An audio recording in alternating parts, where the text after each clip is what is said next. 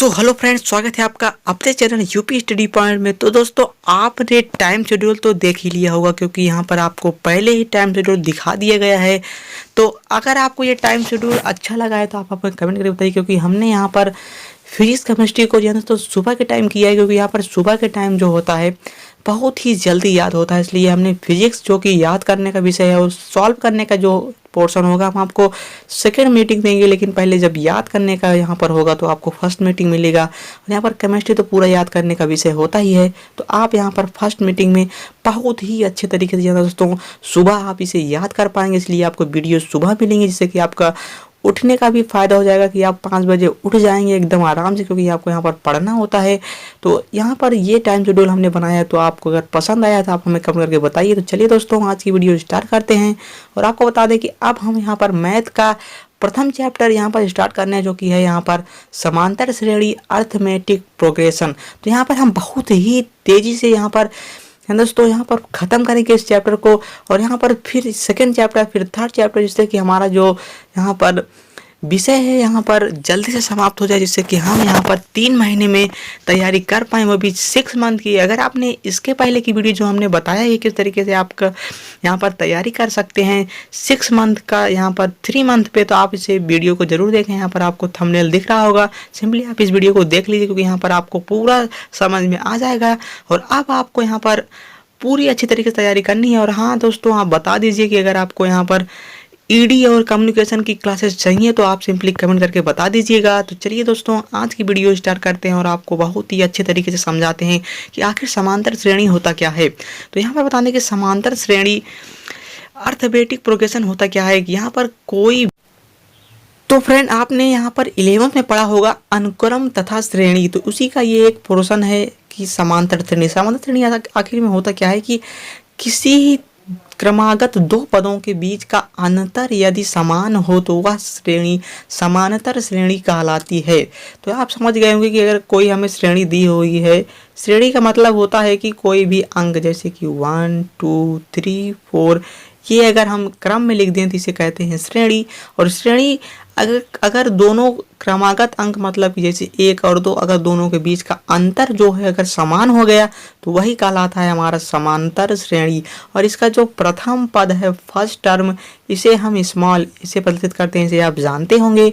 और इसका जो सार्व अंतर मतलब कि इसके डिफरेंस इसके बीच का, तो इसे हम याद करते हैं T2 माइनस T1, मतलब कि दूसरे पद से पहला पद माइनस कर देते हैं, जिससे हमें यहाँ पर सार्वंतर पता चल जाता है। तो चलिए, अगर आप ये सब जानते हैं तो हम पहले यहाँ पर इंपॉर्टेंट फार्मूले देखेंगे, फिर हम 1 बाय 1 सॉल्व करेंगे। और आपको जो भी क्वेरी करनी है आपको यहाँ पर एक ईमेल दिया जाएगा, जिस पे आप अपना सिंपली अपने बुक का यहाँ पर फोटो खींचिए और यहाँ पर ईमेल कर दीजिए हमें। हम अगली वीडियो में आपको पूरा सवाल है, आपको जो भी पूछे होंगे सारा कुछ आपको सॉल्व करके बताएंगे 1 बाय 1, क्योंकि यहाँ पर ये वीडियो आपके लिए और यहाँ पर चैनल भी आपके लिए है। तो आप सिंपली यहाँ पर इसे सपोर्ट करिए और अपने दोस्तों के साथ शेयर करिए, जिससे कि ज़्यादा से ज़्यादा यहाँ पर आपके फ्रेंड्स जुड़ सकें। और आपको जो भी यहाँ पर क्वेरी है आपको यहाँ पर सॉल्व करने दोस्तों 100% मिलेगा। तो आप सिंपली यहाँ पर ज़्यादा से ज़्यादा शेयर करिए। और हाँ दोस्तों, यहाँ पर टेलीग्राम चैनल जरूर ज्वाइन करिए, जो कि यहाँ पर डिस्क्रिप्शन में है, और जल्दी से ज्वाइन हो जाइए, क्योंकि यहाँ पर आपको PDF भी इसकी प्रोवाइड की जाएगी। सिंपली आप वहाँ पर ज्वाइन हो जाइए और हमें यहाँ दोस्तों ज़्यादा से ज़्यादा शेयर करके इस चैनल पर ज़्यादा से ज़्यादा अपने फ्रेंड को लेके आइए। चलिए दोस्तों, आप बताते हैं कि कौन सा यहाँ पर फार्मूला यूज़ होता है इसे सॉल्व करने में। जल्दी जल्दी यहाँ दोस्तों 1 2 या 3 वीडियो में सारा कुछ ख़त्म करेंगे और जल्दी से आगे बढ़ेंगे, जिससे कि हमें ज़्यादा से ज़्यादा कवर करना पड़ेगी दोस्तों, जिससे कि आपको रेगुलर वीडियोस मिलती रहें। तो चलिए आपको यहाँ पर बताते हैं। तो पहला जो कि इंपॉर्टेंट फार्मूला है, यहाँ पर प्रारंभ से यदि यनवा पद पूछा जाए आपसे कि आप बताइए कि हमें यनवा पद वो भी प्रारंभ से क्या होता है, तो इसके लिए आपको यहाँ पर बताने की फार्मूला होता है TN, मतलब कि यनवा पद equal to A + n-1 into D, जहाँ ए आपका जो कि है प्रारंभ पद या तो फर्स्ट टर्म, और डी आपका जो कि है सार्वंतर। आप जानते हैं कि डी आपका सार्वंतर होता है, और यहाँ पर जो प्रारंभ पद है वो ए है। तो हम जानते हैं कि डी सार्वंतर मतलब कि सार्वंतर को डी से प्रदर्शित किया जाता है। तो चलिए हम अपना देखते हैं दूसरा फार्मूला। यहाँ पर आप इसे याद कर लीजिए या फिर नोट कर लीजिए, आपको PDF भी नीचे दोस्तों टेलीग्राम पर जरूर प्रोवाइड की जाएगी, तो आप वहाँ पर ज्वाइन कर लीजिए। यहाँ पर T N equal to A plus N by n minus one into D. यहाँ पर आपको जन्म पद का यहाँ पर ज्ञात करने को बोला जाएगा। सिंपली आप यही फार्मूला यहाँ पर लगा दीजिएगा। मैं आपको यहाँ पर बता दूं कि 100% वर्किंग है, तो आपको यहाँ पर सिंपली अभी हम सॉल्व करके भी दिखाएंगे सवाल, तो आप यहाँ पर वीडियो में बने रहिए। चलिए हम देखते हैं कि अगर आपको ये अंत से जन्म पद पूछ लिया तो उसका फार्मूला क्या होगा। अभी तो यहाँ पर था प्रारंभ से, अभी अगर आपसे अंत से पूछ लिया जाए तो बता देंगे। यहाँ पर अंत से पूछा जाएगा तो आप सिंपली यहाँ पर लिखेंगे कि टी एन मतलब कि उसको भी यहाँ पर कहा जाता है अंत से, लेकिन यहाँ पर अंतिम पद जो कि है यहाँ पर यल होता है, और यल ज्ञात करने के लिए सिंपली हमें फार्मूला लगाना होगा यही सेम, लेकिन यहाँ पर अंत से लगाना होता है a plus N minus one into D. तो जब हम आपको सॉल्व कराएंगे सवाल तो आपको वहाँ पर बताएंगे किस तरीके से यहाँ पर अंतिम पद ज्ञात किया जाता है और किस तरीके से यहाँ पर इस फार्मूलों को यहाँ पर यूज़ किया जाता है। चलिए आपको बताते हैं अगला जो कि है यन पदों का योग। अभी तक आपने यहाँ पर ज्ञात किया है कि यनवा पद और अंतिम से यनवा पद, लेकिन अब यन पदों का योग मान लीजिए कोई श्रेणी आपको दी हुई है और आपको कहा जा रहा है कि इसके यन पदों का योग ज्ञात कीजिए। तो आपको सिंपली फार्मूला क्या लगाना है, यहाँ पर सिंपली आपको फार्मूला लगाना है यसन, मतलब कि यन पदों का योग, इसे हम यसन से डिनोट करते हैं, और यहाँ पर हो जाएगा N by two A plus N minus one into D. Simply आप इस फार्मूलों को नोट कर लीजिए, क्योंकि यहाँ पर ये यन पदों का योगफल का ये फार्मूला है। पहले हम फार्मूला जानेंगे, फिर हम जानेंगे कि किस तरीके से इसे सॉल्व किया जाता है। और एक फार्मूला और है जो कि यन पदों का योगफल के लिए है, लेकिन अगर आपको यहाँ पर अंतिम पद दिया है तब ये फार्मूला दोस्तों लागू होगा। तो यहाँ पर S N equal to N by two A plus L होता है यहाँ पर, लेकिन आपको इसे कैसे ज्ञात करना है, सिंपली आप यहाँ पर ऊपर वाला फार्मूला देख रहे हैं कि टू ए plus N minus one into D. यहाँ पर यन पदों का योगफल के लिए होता है। अगर आप यहाँ पर 2a के स्थान पर लिख दें a प्लस ए तो कोई गलती नहीं है, क्योंकि यहाँ पर a प्लस ए मतलब कि 2a, और फिर यहाँ पर n minus one into D आप ऐसे लिख दीजिए। क्योंकि आप जानते हैं कि a plus N minus one into D आपने अभी इसके पहले फार्मूला पढ़ा कि यल का होता है, तो यहाँ पर इसके स्थान पर हम यल रख सकते हैं, जिससे कि हमारा ये मेन फार्मूला हो जाएगा S N equal to N by two A plus L, जो कि यहाँ पर अंतिम पद से यल दोस्तों अंतिम पद से योग का ये फार्मूला है। तो ये कुछ इतने ही फार्मूले हैं यहाँ दोस्तों। इसमें आप पहले इन फार्मूलों को याद कर लीजिए, फिर आप प्रश्नावली सॉल्व करिए, जिससे कि आपको बहुत ही आसानी से प्रश्नावली सॉल्व होती चली जाएगी। चलिए हम देखते हैं प्रश्नावली 1.1 का पहला सवाल, जो कि बहुत ही ज़्यादा सरल सवाल है। यहाँ पर दिया हुआ कि श्रेणी 4, 6, 8 डॉट डॉट सो ऑन का 17वां पद ज्ञात कीजिए। तो यहाँ पर हमें श्रेणी दी हुई है 4, 6, 8 और इसका पूछ रहा है कि हमें 17वां पद ज्ञात कीजिए। अब आप यहाँ पर देख सकते हैं कि ये प्रारंभ से यनवा पद का दोस्तों पूछ रहा है। तो यहाँ पर प्रारंभ से यनवा पद का फार्मूला भी आपने याद किया है, T N equal to A plus N minus one into D.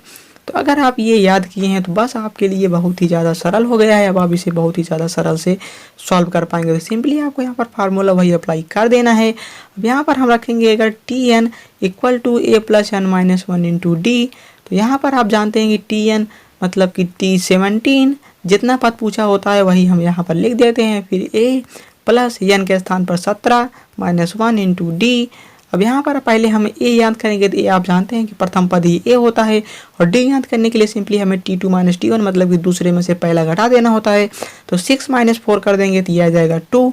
अब हमें ए और डी पता चल गया है, तो अब हम आसानी से ज्ञात कर सकते हैं, जो कि हमारा 17वां पद। सिंपली हम यहाँ पर रख देंगे T17 equal to A plus N minus one into D में, तो A plus 17 minus 1 into D.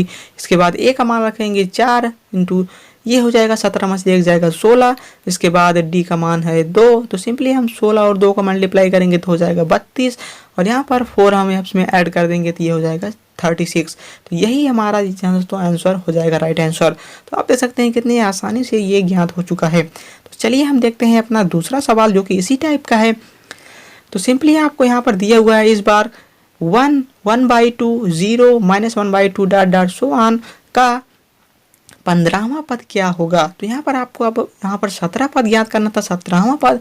अब यहाँ पर आपको 15वां पद, सिंपली आपको वही करना है। तो यहाँ पर प्रथम पद आप जानते हैं, सारवानुपात आप निकाल सकते हैं, सारवांतर सिंपली T2 माइनस T1 करेंगे तो 1/2 में से अगर 1 घटाएंगे तो 1/2 छोटा होता है और 1 बड़ा होता है। तो जब हम इसे करेंगे तो ये हो जाएगा 1/2 माइनस 1, मतलब कि इसका LCM लेंगे तो ये आ जाएगा 2, और 2 का यहाँ पर मल्टीप्लाई होगा तो 1 - 2 बराबर हो जाएगा -1/2। तो यहाँ पर आप देख सकते हैं कि सर्व अंतर यहाँ पर आ चुका है -1/2। अब हम T15 ज्ञात करना है हमें।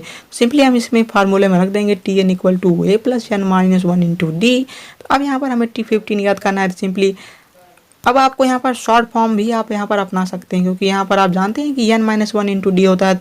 तो यहाँ पर n के स्थान पर 15 है, तो अगर आप 15 में से 1 घटाएंगे तो 14 ही आएगा। सिंपली आप यहाँ पर डायरेक्ट लिख सकते हैं a + 14d। तो यहाँ पर जैसे ही आप इसे लिख देते हैं तो आप सिंपली यहाँ पर a का मान रख दीजिए और यहाँ पर d का मान रख दीजिए। तो a का मान है 1 और d का मान अभी हमने ज्ञात किया है जो कि आया है -1/2। अब इससे हम इसे काट देंगे तो ये हो जाएगा 7, क्योंकि 2 7 जब 14 होता है। तो अब यहाँ पर हो जाएगा 1 - 6। तो 1 में से अगर 7 घटाएंगे तो ये माइनस में ही रहेगा, 7 में से 1 जाएगा तो कितना आ जाएगा 6। तो यहाँ पर हमारा राइट आंसर जो कि हो जाएगा -6।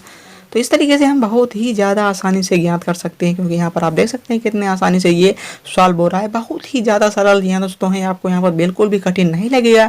पूरा वीडियो देखिए, आपको पूरा यहाँ दोस्तों कॉन्सेप्ट आपका यहाँ पर क्लियर ही हो जाएगा। तो आप सिंपली यहाँ पर वीडियो पूरा देखते रहिए। तो चलिए हम देखते हैं आप थोड़ा इससे ज़्यादा टफ सवाल जो कि यहाँ पर दिया हुआ है कि अब ये दिया हुआ है n वां पद ज्ञात करने के लिए, और यहाँ पर पूछा जा रहा है जो कि दिया हुआ है हमें n टर्म के रूप में। तो ये थोड़ा है यहाँ तो हमें कठिन लगता है, लेकिन ये कठिन बिल्कुल होता नहीं है। यहाँ पर सबसे पहले श्रेणी देखते ही अगर आपको यहाँ पर पता चल जाएगा कि यहाँ पर हमें प्रथम से n वां पद ज्ञात करना है, तो सिंपली आप पहले यहाँ पर a निकाल लेंगे। तो सिंपली हम देखते हैं कि श्रेणी में जो कि a है वो है 1/n²। अब हमें d निकालना है, तो सिंपली T2 - T1 करेंगे। अब T2 जो कि है 1 + n²/n², इसके बाद -1/n²। अब इसका जो कि यहाँ पर देख ही सकते हैं कि आप अगर जो कि हर है एकदम सेम है तो हम सिंपली हर वही उतार लेते हैं। तो यहाँ पर आप जानते हैं कि अगर समान हर है तो भिन्न भी समान रूप से घट जाता है। तो सिंपली आप यहाँ पर घटा दीजिए, तो ये हो जाएगा 1 + n² और -n², और प्लस और माइनस दोनों कट जाएंगे तो बचेगा 1। तो अब यहाँ पर आप d निकाल चुके हैं जो कि आ चुका है d = 1/n²। अब जब d आ चुका है तो सिंपली आप यहाँ पर ज्ञात करेंगे n वां पद। सिंपली आप यहाँ पर n वां पद का फार्मूला लगाइएगा Tn = a + n - 1 × d। अब Tn तो आपको ज्ञात ही करना है। तो a का मान आपने अभी यहाँ पर देखा है 1/n² है, और यहाँ पर d का मान जो आपने अभी निकाला है 1/n², सिंपली आप इसमें रख दीजिए। तो ये हो जाएगा 1/n² + n - 1 × 1/n²। अब इसे हम जब ब्रैकेट को तोड़ेंगे तो यहाँ पर पहले तो यहाँ पर ऐसे ही लिख देंगे 1/n²। अब यहाँ पर इसका मल्टीप्लाई करेंगे तो ये हो जाएगा n/n², और माइनस में 1 से 1 में करेंगे तो 1 ही आएगा, और बटे में n²। अब आप देख सकते हैं कि ये पॉजिटिव ये नेगेटिव दोनों कट जाएंगे, और n से n काटेंगे तो 1 n बच जाएगा। सिंपली आपका यहाँ पर Tn जो आ जाएगा 1/n आ जाएगा। कितनी आसानी से यहाँ पर आप देखिए ये भी सवाल आपने सॉल्व कर लिया। तो बहुत ही ज़्यादा सरल है ये चैप्टर, लेकिन आपको थोड़ा कॉन्सेप्ट क्लियर करना होगा, और आपको यहाँ पर फार्मूला जो कि यहाँ पर बिल्कुल याद करना होगा। तो चलिए हम देखते हैं अब थोड़ा और ज़्यादा टफ सवाल। तो यहाँ पर दिया हुआ है कि 3a - b 4a 5a + b ... का छठा पद। अब आप यहाँ पर देख लीजिए कि यहाँ पर पूछा है छठा पद। तो यहाँ पर आप घबराइए नहीं, क्योंकि यहाँ पर यह भी है वहाँ पर छठवां ही पद है ये जो कि ये लिख होता है छठा पद। सिंपली आपको यहाँ पर याद करना है T6। यहाँ पर आप तुरंत जान जाएंगे जैसे ही सवाल देखेंगे, क्योंकि यहाँ पर आपको फार्मूला पता है कि प्रारंभ से n वां पद का फार्मूला क्या होता है। सिंपली आप यहाँ पर पहले हमने बताया कि आपको a याद करना है, और a आपका है 3a - b। अब आपको यहाँ पर d याद करने के लिए T2 - T1 करना है। सिंपली आप यहाँ पर घटाइए, 4a में से 3a - b जब आप घटाएंगे तो 4a - 3a + b हो जाएगा, क्योंकि यहाँ पर ये माइनस प्लस माइनस, और अंदर जो कि माइनस है माइनस माइनस प्लस हो जाएगा, ये प्लस और ये माइनस। सिंपली जब हम घटाएंगे 4a में से 3a तो ये आ जाएगा a, और यहाँ पर b बचा हुआ है, सिंपली यहाँ पर b वैसे रह जाएगा। तो हमने यहाँ पर देखा कि जो कि हमारा आ चुका है d जो कि है हमारा a - b। अब हम सिंपली यहाँ पर फार्मूला पुटअप करेंगे। तो T6 मतलब कि a + 6 - 1 × d। अब 6 में से 1 घटाएंगे तो आ जाएगा 5। तो हम यहाँ पर डायरेक्ट भी लिख सकते हैं a + 5d। T6 मतलब कि a + 5d यहाँ पर डायरेक्ट हम लिख सकते हैं। सिंपली a का मान रखेंगे और d का मान रख के हम सॉल्व करेंगे। तो चलिए हम रख देते हैं। a का मान है 3a - b, और d का मान जो कि है यहाँ पर हमने अभी निकाला है ए प्लस बी, तो यहाँ पर सिंपली हमने ए प्लस बी पुटअप कर दिया। अब हम यहाँ पर अंदर से मल्टीप्लाई कराएंगे तो ये हो जाएगा 5a, मतलब ए से गुणा कराएंगे तो 5a, बी से गुणा कराएंगे तो 5b। अब हम ए को ए में जोड़ेंगे और बी को बी में जोड़ेंगे तो सिंपली जब ए को ए में ऐड किया जाएगा तो हो जाएगा 5 और 3 8a, और ये प्लस माइनस है तो ये घट जाएगा, तो 5b में से एक बी घट जाएगा तो आ जाएगा 4b। तो यहाँ पर हम 4 कॉमन भी ले सकते हैं, तो यहाँ पर हो जाएगा अंदर 2a प्लस बी, तो यही हमारा राइट आंसर हो जाएगा। तो यहाँ पर आप देख सकते हैं कि बहुत ही सरल सवाल है, लेकिन आपको बस यहाँ पर कॉन्सेप्ट पर आपको यहाँ पर ध्यान देना होगा। यहाँ दोस्तों आपको यहाँ पर कॉन्सेप्ट पर ध्यान देना ज़रूरी है। तो सिंपली आप यहाँ पर इसे फार्मूला यहाँ पर याद कर लीजिए, बस आपको कुछ भी करना ज़रूरत नहीं है। तो चलिए हम यहाँ पर देखते हैं कि अगला सवाल हमारा क्या है। यह भी बहुत ही ज़्यादा सरल सवाल है, लेकिन आपको थोड़ा यहाँ पर ध्यान देना होगा क्योंकि यहाँ पर ये जो किया गया है, अब यहाँ पर अंत से यनवा पद का ये फार्मूला यहाँ पर लागू होने चालू हो गया है। यहाँ पर आप देख सकते हैं कि प्रथम पद और सार पद अंतर आप यहाँ पर निकाल सकते हैं, लेकिन यहाँ पर जो दिया है लास्ट टर्म मतलब कि अंतिम पद दे दिया है। अब आपको यहाँ पर बता दें कि अंतिम पद का जो फार्मूला होता है, आपने अभी यहाँ पर लिखा था कि L equal to A plus N minus 1 into D, लेकिन आपको यहाँ पर अंतिम पद नहीं ज्ञात करना है। यहाँ पर अंतिम पद आपको दिया हुआ है, यहाँ पर आप ध्यान दीजिए, यहाँ पर अंतिम पद आपको दिया हुआ है। जब आपको अंत से यनवा पद याद करने के लिए बोला जाए तो आपको ये फार्मूला अप्लाई करना है, l minus N minus 1 into d, l minus N minus 1 into D. लेकिन आपको जब अंतिम पद याद करने के लिए बोला जाएगा तब आप यहाँ पर याद करेंगे l equal to A plus N minus 1 into D. यहाँ पर आप डिफरेंस समझ लीजिए, क्योंकि यहाँ पर बहुत ही ज़्यादा कन्फ्यूजन होता है। कभी कभी आप ये अप्लाई करने लगते हैं तो आपका सवाल गलत हो जाता है, लेकिन आपको जब आपको अंत से यनवा पद याद करना हो तब आपको यही फार्मूला ज़रूरी है लगाना। चलिए हम यहाँ पर लगाते हैं फार्मूला। तो यल हमें याद है जो कि है अंतिम पद जो कि दिया हुआ है 86, यहाँ पर आप देख सकते हैं, और डी हमें याद करना है तो यहाँ पर T2 माइनस T1 करेंगे तो यह आ जाएगा 4, 6 में से 2 घटाएंगे तो अब आपको यहाँ पर सिंपली फार्मूले में पुटअप कर देना है। हमें याद क्या करना है T12, तो यहाँ पर T12 equal to N minus 12 minus 1 into D. जब हम यहाँ पर लिखेंगे तो यहाँ पर सिंपली जब हम लास्ट टर्म लिख देंगे तो जो है हमारा 86 और माइनस 12 में से एक जाएगा तो हो जाएगा 11, और डी का मान है 4, 11 इंटू 4 तो 86, और 11 चौके 44 होता है, तो 86 में से 44 जब हम घटाएंगे दिया जाएगा 42। तो यही हमारा राइट आंसर हो जाएगा, जो कि बहुत ही ज़्यादा सरल है। बस आपको यहाँ पर थोड़ा ही ध्यान देना है, थोड़ा ध्यान देने से आप हमेशा के लिए इसे सीख सकते हैं। तो आप सिंपली यहाँ पर इसे सॉल्व कर ले सकते हैं बहुत ही ज़्यादा आसानी से। बस आपको फार्मूला एकदम 100% याद होना चाहिए। तो चलिए हम देखते हैं थोड़ा और ज़्यादा टफ सवाल जो कि हमारा दिया हुआ है कि दी गई श्रेणी 68 प्लस 64 प्लस 60 का कौन सा पद -8 होगा। अब तक आपने यहाँ पर ज्ञात किया है Tn मतलब कि प्रारंभ से यनवा पद, और यल मतलब कि अंतिम पद दिया हुआ है तो अंत से यनवा पद। लेकिन अब आपको पद ही पूछ लिया जा रहा है, मतलब कि यन ज्ञात करना है। जहाँ भी पद आपको पूछा जाए सिंपली आप जान जाइएगा कि यन ज्ञात करना है, या दोस्तों यन ज्ञात करना है। अगर आपको प्रारंभ से ज्ञात करना है तो आप simply Tn equal to A plus N minus 1 into D लगाएंगे। लेकिन अगर आपको अंतिम पद दिया है तो आप सिंपली यहाँ पर l equal to N minus a plus N minus 1 into D में यन ज्ञात करना है। आपको यहाँ पर सिंपली यहाँ पर जान जाना है, क्योंकि यहाँ पर आप जैसे ही यहाँ पर देखेंगे कौन सा पद जहाँ पर दिया हुआ है यहाँ पर आप जान जाइए कि यन है। पद मतलब कि यन आपको याद करना है। सिंपली यन याद करने के लिए आपको सिंपली फार्मूला यहाँ पर याद ही है, बस आपको थोड़ा दिमाग लगाना है। तो यहाँ पर आपको जानते हैं कि जो दिया हुआ है ये है Tn दिया हुआ है। यहाँ दोस्तों जो पद दिया होता है ये है Tn, मतलब कि यनवा पद दे दिया गया है। चलिए हम यहाँ पर फार्मूला में रख देते हैं। यहाँ पर ए हमारा पता है जो कि है 68 प्रथम पद, डी हमने 64 में से 68 घटाएंगे तो यहाँ पर आ जाएगा -4। और अब हम सिंपली यहाँ पर फार्मूला में पुटअप करेंगे तो यहाँ पर Tn equal to A plus N minus 1 into D. तो अब यहाँ पर Tn मतलब कि -8 यहाँ पर दिया हुआ है, ए मतलब कि 68 plus N minus 1 into D मतलब कि -4 अभी हमने ज्ञात किया है। यहाँ पर आप देख सकते हैं। तो बस अब हम यहाँ पर सॉल्व कर ले कि 68 माइनस एन माइनस 1 इंटू, हम जब 68 को इस साइड लेके आएंगे तो ये प्लस है, इस साइड आएगा तो हो जाएगा माइनस। तो -8 minus 68 minus N minus 1 into D, क्योंकि यहाँ पर माइनस था, -4 था। अब हम यहाँ पर 68 और 8 जोड़ेंगे तो ये हो जाएगा 76, और 76 मतलब कि यहाँ पर माइनस, ये भी माइनस दोनों कट जाएंगे। अब हम इस 4 को यहाँ पर गुणा में है, और जब ये इस साइड आएगा तो हो जाएगा भाग में। तो सिंपली हम 76/4, और यहाँ पर बच जाएगा n-1, -1 यहाँ पर है, जब इस साइड आएगा तो ये हो जाएगा +1। तो हम 76 और +1, तो यहाँ पर इसका कोई भी हर नहीं है तो इसे हम 1 मान लेंगे। अब इसका जो हाँ तो दोस्तों यहाँ पर जो इसका एलसीएम होगा, यहाँ पर आप देख सकते हैं कि ये हो जाएगा 4। अब 4 मतलब कि इसका 1 है, तो इससे मल्टीप्लाई करेंगे तो हो जाएगा 4 बन जाओ 4। तो यहाँ पर सिंपली हम 4 लिख देंगे, और इसका जो 4 से मल्टीप्लाई तो भाग देंगे तो ये हो जाएगा 4 से 4 में जब भाग देंगे तो हो जाएगा 1। तो 76 से जब 1 में मल्टीप्लाई करेंगे तो हो जाएगा 76। तो अब बस सिंपली हमें ऐड कर देना है 76 + 4 मतलब कि 80/4। 80 से जब हम 4 से 80 यहाँ से तो काट देंगे तो ये हो जाएगा 4 दूना 8 मतलब कि 20।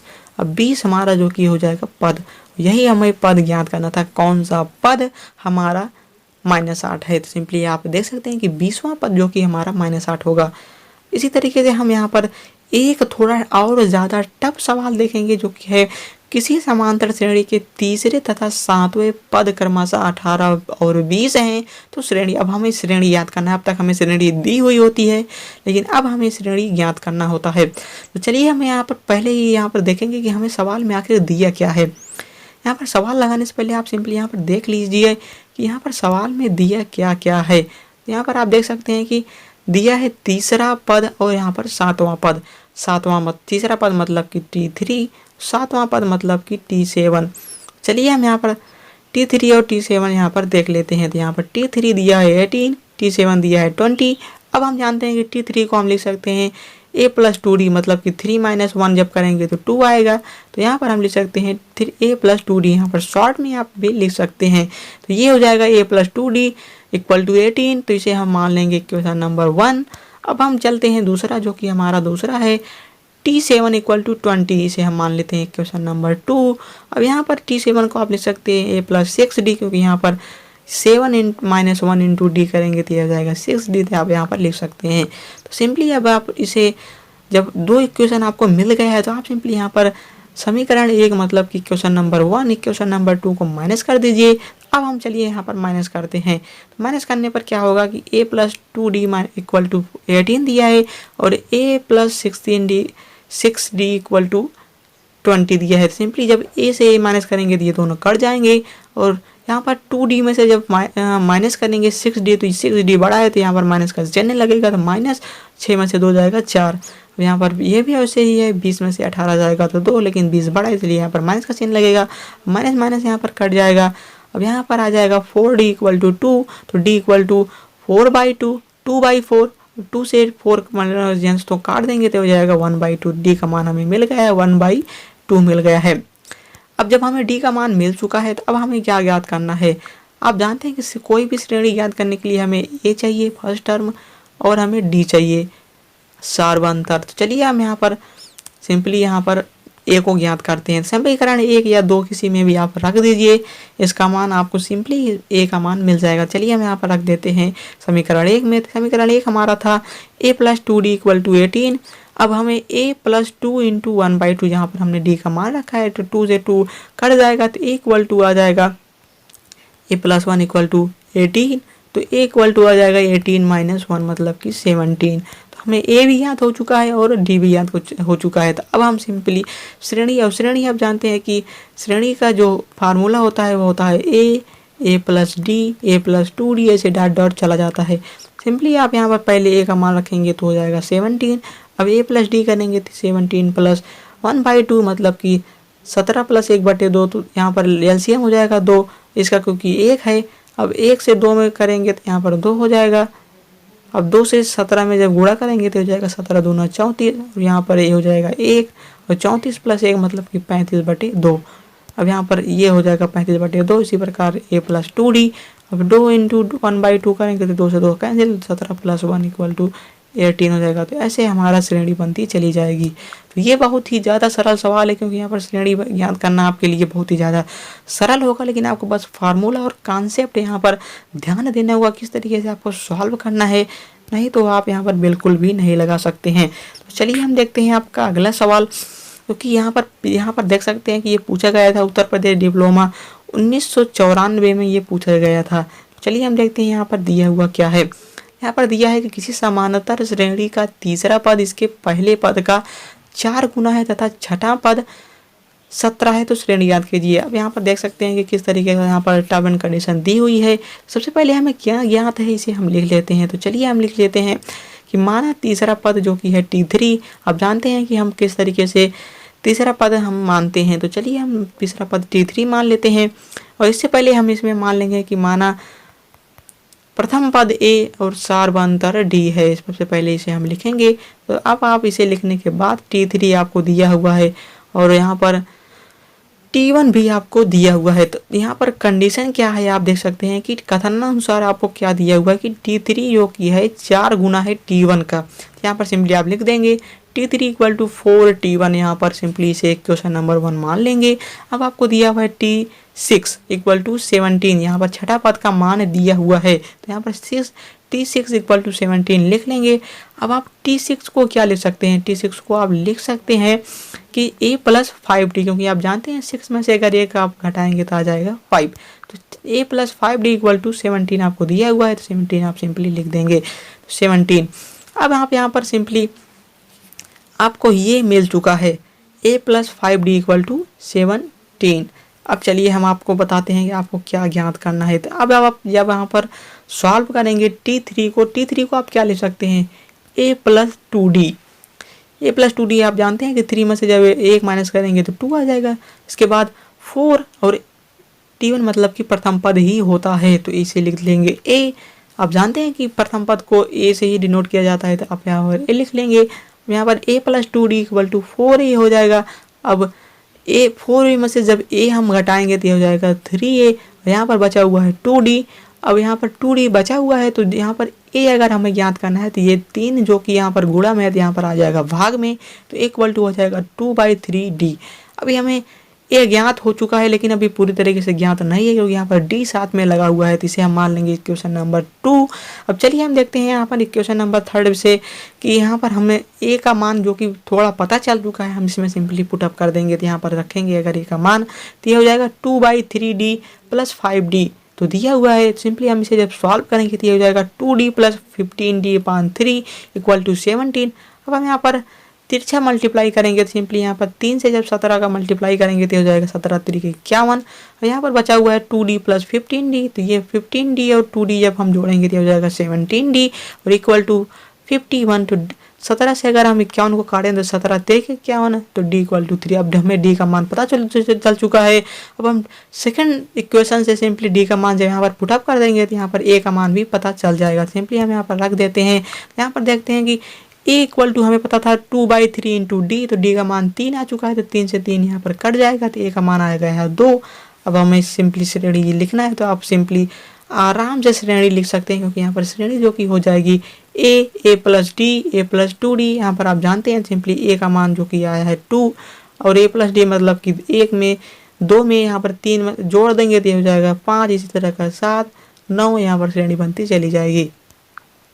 तो ये बहुत ही ज़्यादा सरल सवाल होते हैं, लेकिन आपको बस थोड़ा ध्यान देना होता है।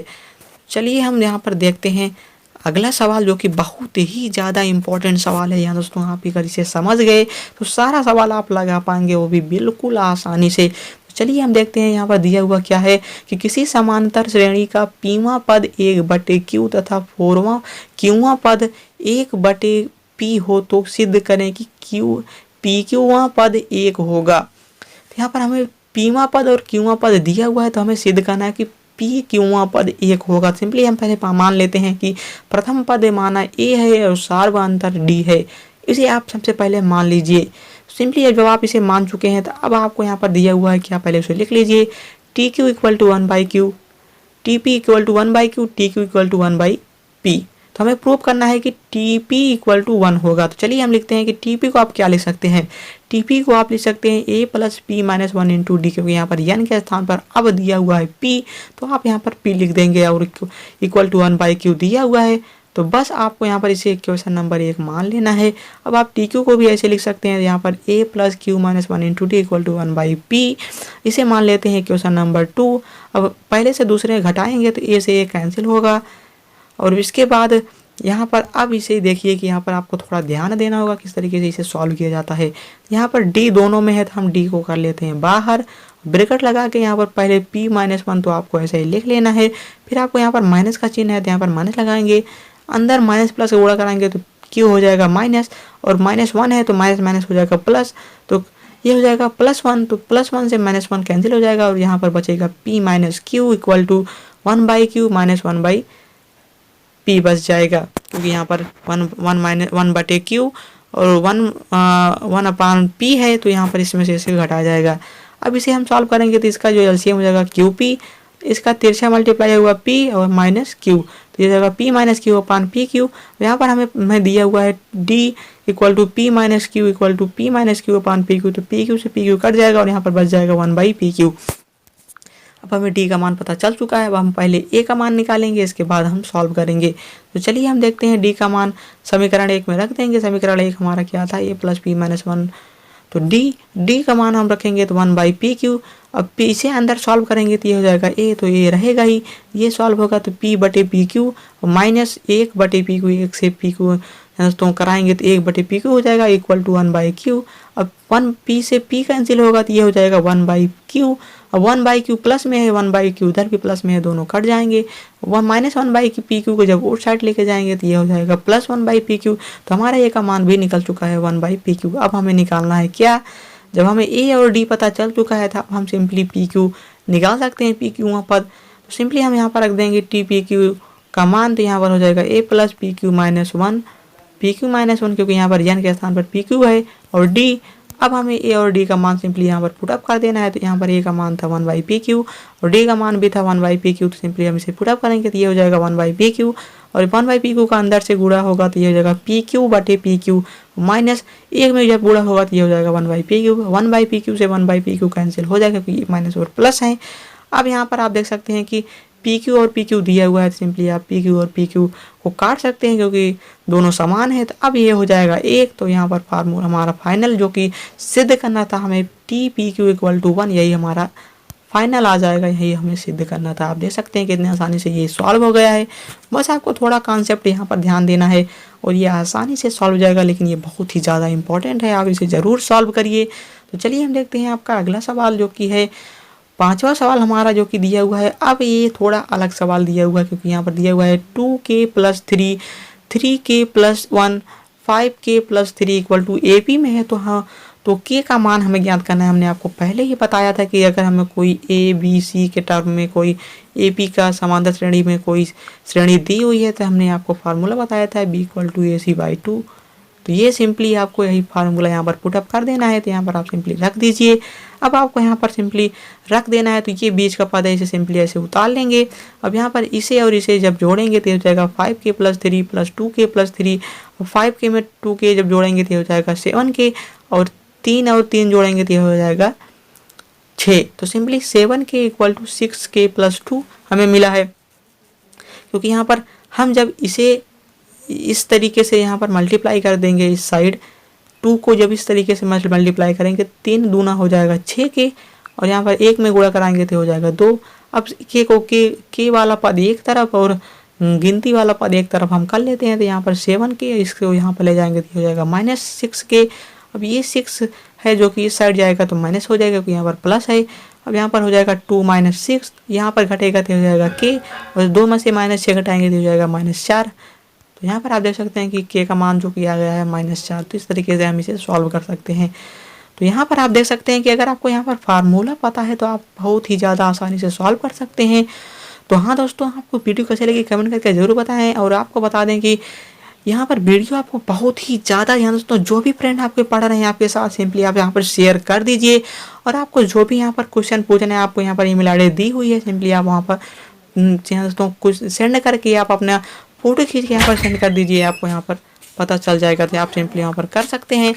तो चलिए दोस्तों मिलते हैं ऐसी अगली वीडियो में, तब तक के लिए वीडियो में हमारे चैनल पर बने रहिए और यहाँ पर जी दोस्तों वीडियो को लाइक जरूर करिए और टेलीग्राम जरूर ज्वाइन करिए। चलिए दोस्तों मिलते हैं ऐसी इंटरेस्टिंग वीडियो के साथ, तब तक के लिए देखते रहिए चैनल को। जय हिंद, वंदे मातरम।